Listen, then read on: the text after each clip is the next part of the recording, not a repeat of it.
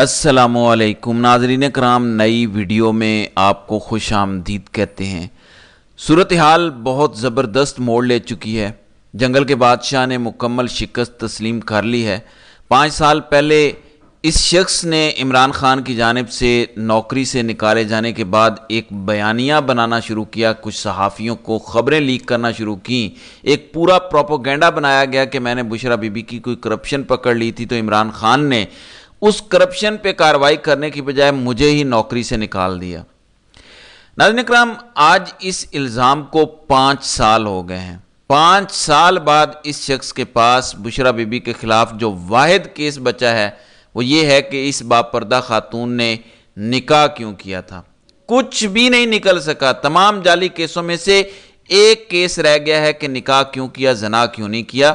یہ total case ہے، اور یہ تب ہوتا ہے جب کوئی شکست کھا جاتا ہے۔ آپ دیکھ لیں کہ اس فرد واحد نے زور لگایا، لیکن نہ وہ عمران خان کو کرپٹ ثابت کر پایا، نہ ہی ملک دشمن۔ ایک سائفر کیس بنایا، وہ ردی کی ٹوکری میں چلا گیا۔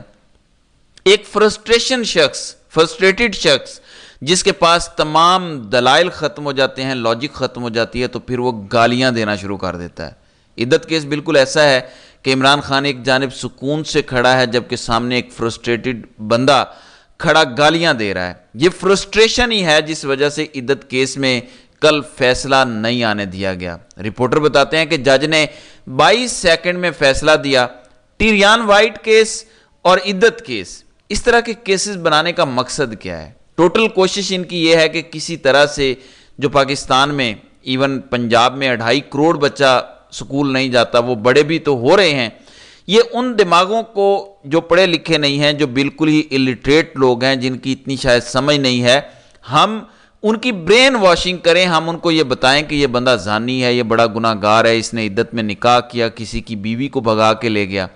ہمارے ہاں یہ ایک سٹیریوٹائپ بھی ہے کہ ایک شادی شدہ عورت اگر طلاق لیتی ہے تو اس کو غلط سمجھا جاتا ہے، اسی طرح اگر ایک عورت دوسری شادی کرتی ہے اس کو بھی اچھا نہیں سمجھا جاتا۔ گو ہم وقت کے ساتھ ساتھ بہتر ہو رہے ہیں، لیکن ابھی بھی دیہاتوں میں یا جہاں پہ تعلیم نہیں ہے وہاں ابھی بھی اسے برا سمجھا جاتا ہے۔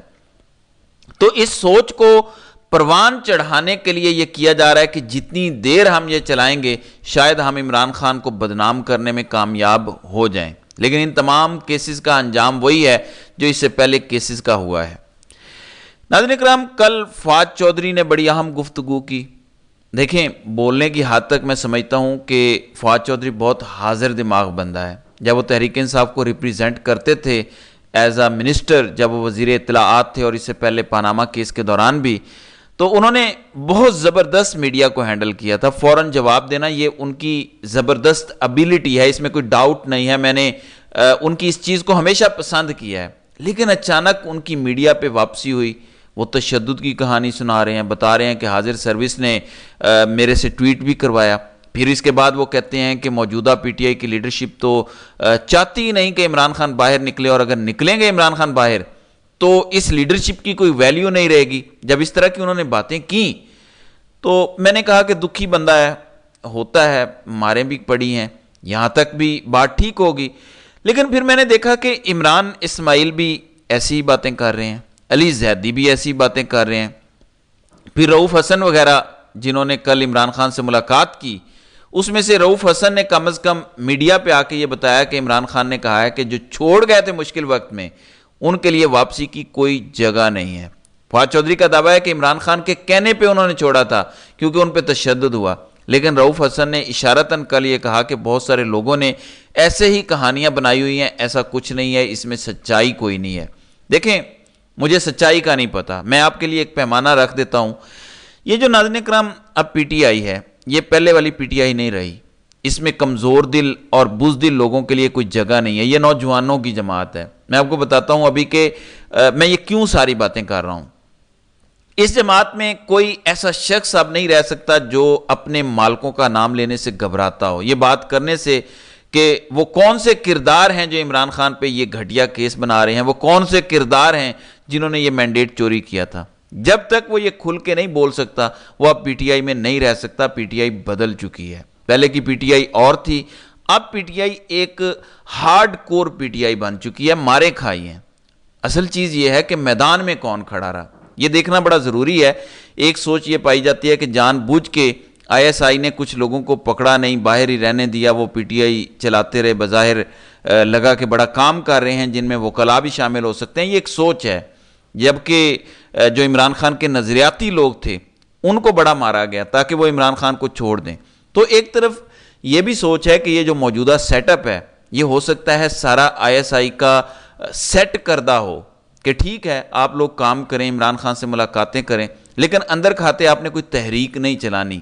یہ ایک سائیڈ ہے کہ ان 2 سالوں میں تحریک انصاف نے اپنی بقا کی جنگ لڑی ہے، اور جو تحریک انصاف کو موجودہ باہر بیٹھ کے لوگ چلا رہے ہیں انہوں نے بڑی ذہانت سے، حکمت عملی سے پی ٹی آئی کو بھی بچا لیا، اور اب صورتحال یہ ہے کہ فل کورٹ بیٹھی ہے، اور اگر وہاں سے حق میں فیصلہ آ جاتا ہے تو ساری بازی پلٹ جائے گی، یعنی اتنے قریب ہیں وہ جیت کے۔ اس دوران جب ملک کی اسٹیبلشمنٹ، تمام ادارے، تمام حکومت آپ کو نیست و نابود کرنے پہ تلی ہے، جنگل کا بادشاہ اپنے کمانڈرز کی میٹنگ میں کہتا ہے کہ ان کو نیست و نابود کر دوں گا، میں ان کا نام و نشان مٹا دوں گا، تو نام و نشان تو نہیں مٹا سکا۔ یہ سب کچھ قائم رہنا جب عمران خان جیل میں تھے یہ انہی لوگوں کی وجہ سے ہے جو عوام ہیں، جو باہر بیٹھے ہیں، انہوں نے ان مشکل حالات میں چلتے چلتے پارٹی بھی بچائی اور بقا کی جنگ بھی لڑ رہے ہیں۔ یہ 2 طرح کے نظریات ہیں۔ میں آپ کو صرف اتنا بتا سکتا ہوں کہ جو بھی بندہ اس وقت پارٹی میں درار ڈالنے کی کوشش کرے گا وہ عمران خان اور عوام کا غدار ہے۔ کوئی فارورڈ بلاک کی بات کرے گا وہ غدار ہے، کوئی گروپ بنانے کی بات کرے گا وہ غدار ہے۔ کیوں؟ کیونکہ حالت جنگ میں ہر حال میں اپنے سپاہیوں کو کور دینا ہوتا ہے، چاہے غلطیاں ہوں، تب اپنے سپاہی نہیں مارے جاتے۔ عمران خان حالت جنگ میں ہے، آپ کا سپہ سالار دشمن کی قید میں ہے، اور آپ آپس میں لڑنا شروع کر دیں تو یہ غداری ہے۔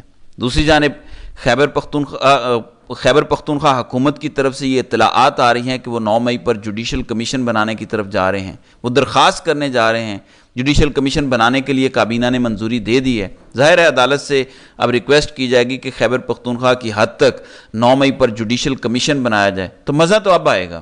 دوسری طرف لاہور ہائی کورٹ سے جو فیصلہ، معاملات اور آرڈرز آ رہے ہیں جو جج محمد عباس کے ساتھ انہوں نے کیا سرگودھا والے، اور چیف جسٹس نے سوموٹو لیا، اس کیس میں فردر یہ ہوا ہے، کہا گیا ہے کہ وزیر اعظم ذمہ داری لیں آئی ایس آئی اور آئی بی کی، کیونکہ ان سے اب پوچھا جائے گا۔ پولیس کو بھی کورٹ نے ہدایات دے دی ہیں کہ وہ ایسی ایپس انسٹال کریں، آپ کو جب ایسی کالز آتی ہیں تو آپ وہ ریکارڈ کریں۔ یہ جو اغوا اور اٹھانے کی کالز آتی ہیں ان کی یہ بات ہو رہی ہے، تو یہاں سے بھی حالات خراب ہو رہے ہیں آئی ایس آئی کے لیے۔ لاوا وہاں بھی پھٹنے جا رہا ہے، ججز وہاں بھی نہیں پیچھے ہٹ رہے، تگڑے ججز کچھ لاہور ہائی کورٹ میں ہیں، اور ان کے پاس جو کیس آئے گا وہ تگڑا فیصلہ دیں گے۔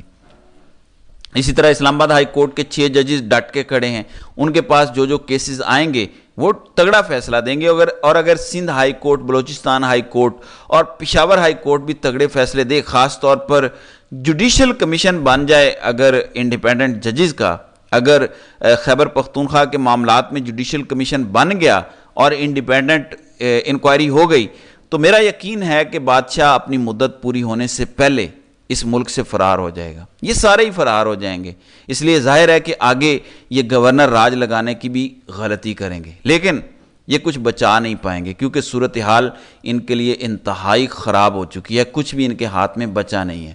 تو دیکھتے ہیں کہ اگلے آنے والے دنوں میں مزید کیا ہوتا ہے۔ تو ناظرین کرام، آپ کی اس ویڈیو کے حوالے سے کیا رائے ہے؟ آپ اپنی رائے کا اظہار کامنٹ سیکشن میں ضرور کیجیے گا۔